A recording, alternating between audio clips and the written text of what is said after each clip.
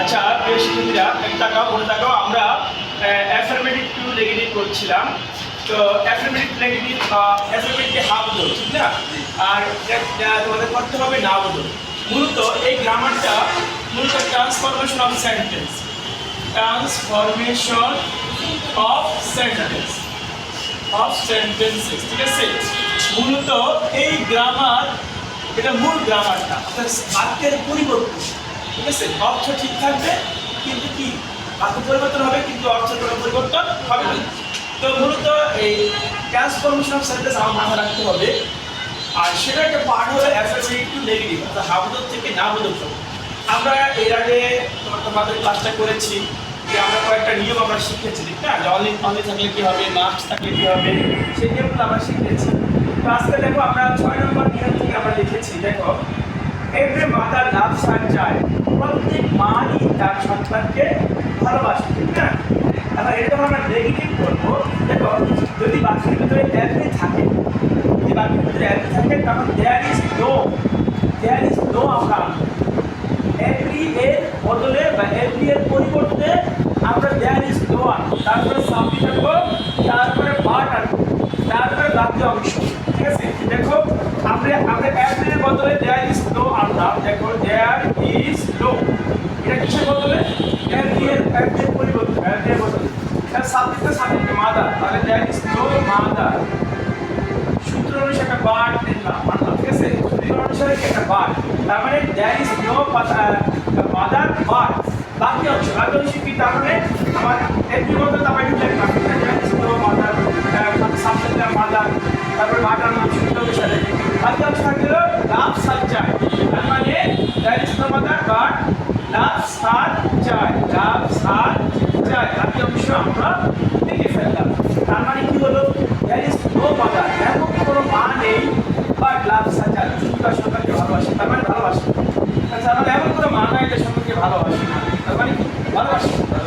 তার মানে এটা আমাদের নেগেটিভ হয়ে গেল। আবার কি অর্থের কোনো পরিবর্তন হলো না। দেখো অ্যাজ সোন অ্যাজ থাকলে সূত্র, এক একটা সূত্র, এক একটা সেন্টেন্সে একটা সূত্র থাকে, স্ট্রাকচার থাকে। অনলি থাকলে একটা নিয়ম, এলবি থাকলে একটা নিয়ম, দোষণে থাকলে একটা নিয়ম।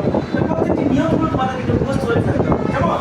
তো দেখো এই নিয়মটা হলো as soon as the thief saw the police, পুলিশকে দেখতে না দেখতেই হি রেন ওয়ে, সে পালিয়ে গেল। এটাকে বলা হয়েছে যে নেগেটিভ করা যাবে। আমাদের সূত্র বলছে অ্যাজ সোন অ্যাজ থাকলে নো সোন হেড হবে, প্লাস সাবজেক্ট হবে, প্লাস ভার্বের থ্রি হবে, প্লাস অবজেক্ট হবে, প্লাস একটা কমা উঠিয়ে দিয়ে ড্যাম হবে, প্লাস বাকি অংশ হবে, কেমন? তাহলে আমরা অ্যাজ সোন অ্যাজ থেকে নো সোন হেড বসাই, নো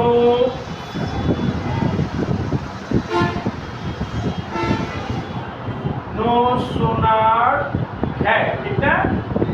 নো সোনার হেডের পর কি আসবে? সাবজেক্ট আসবে। সাবজেক্ট কি? The thief. No sooner had the thief. তারপর কি আসবে? ভার্বের থ্রি। তো স হইলে এখানে ভার্বের টু আছে, ছয় ভার্ব হইলো সি। তারপরে কি? অবজেক্ট। অবজেক্ট কি? দা পুলিশ, দা পুলিশ। তার মানে সূত্রটা মুখস্থ করতে পারলে একদম ইজি। তার সূত্রটা মুখস্থ করে ফেলতে হবে। তাহলে no sooner had the thief seen the police. তারপরে কি বলছে? এ কমা আছে, ঠিক না? এই কমা উঠাই দিয়ে আমি দেন বসাবো। কমা উঠাই দিয়ে কি বসাবো? Then, T H A N, দেন।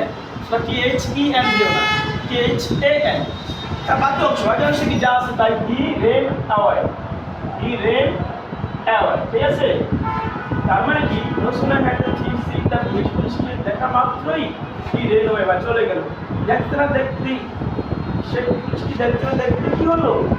সে চলে গেল। অর্থাৎ কি হইলো? কিন্তু এটা আমাদের নেগেটিভ হয়ে গেল, কেমন? দেখো he is too weak to go, negative. এটা কিন্তু অনেক সময় আর একটা বলে দিই, যারা অ্যাফার্মেটিভ নেগেটিভ ভালো পারে তারা চেঞ্জিং সেন্টেন্সও ভালো পারে, কমপ্লিটিং সেন্টেন্স ভালো পারে। তার মানে একটা গ্রামার পারলে সে আরেকটা গ্রামার সহজে পারবে। এই গ্রামারটা আমার কমপ্লিটিং সেন্টেন্সের মধ্যে পড়ে যায়। তার মানে যদি তুমি এই গ্রামারটা ভালো বুঝো তাহলে তুমি কমপ্লিটিং সেন্টেন্সে 10 পাইতে পারতে পারো। আমরা কিন্তু এরপরে কমপ্লিটিং সেন্টেন্স পড়াবো, আর এটা কিন্তু কমপ্লিটিং সেন্টেন্সের একটা অংশ। কমপ্লিটিং সেন্টেন্স কি?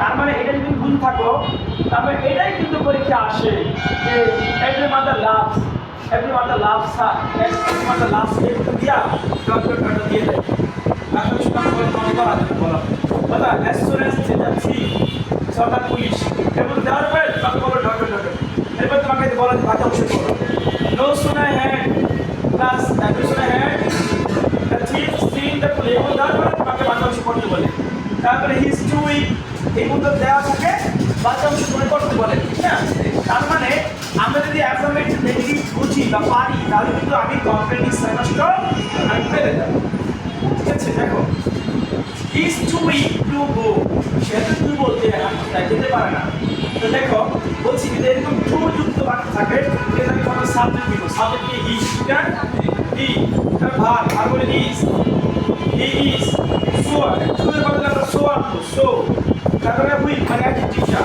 উইক ইজ সো উইক তারপরে দেখ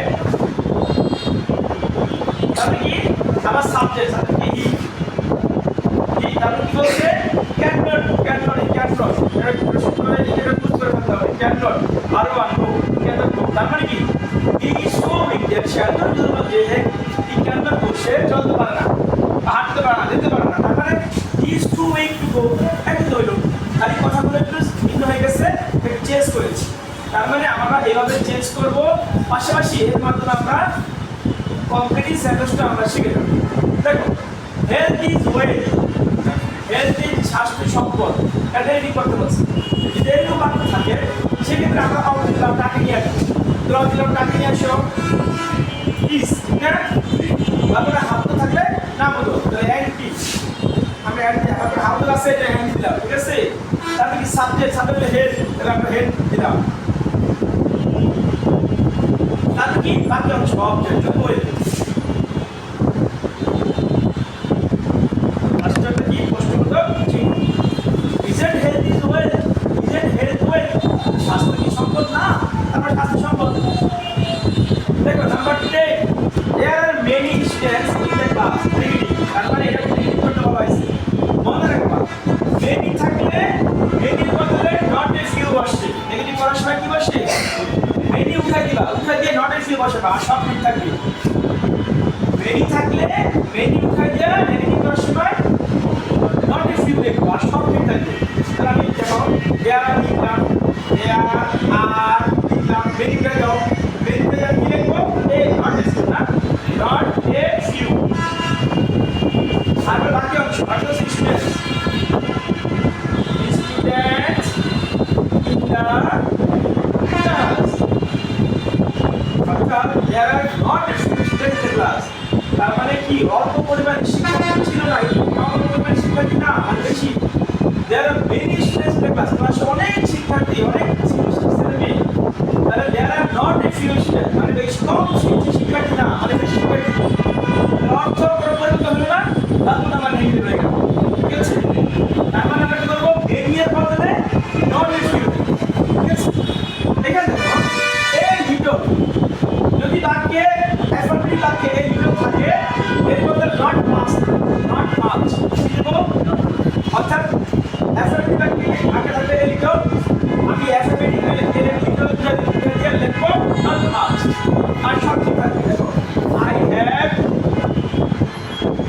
তাহলে এই দুটো কাটাও এই দুটো কি লিখবো not much I have not much right I have a little rice অল্প পরিমাণ কি আছে ভাত আছে চাল আছে I have not much rice আমার কি বেশি পরিমাণ চাল নেই তার মানে অল্প পরিমাণ আছে আশা করছি আগের ক্লাস আর এই ক্লাস বুঝতে পারলে মোটামুটি তোমরা তোমাদের অ্যাফার্মেটিভ আমাদের শেষ হয়ে যাওয়ার কথা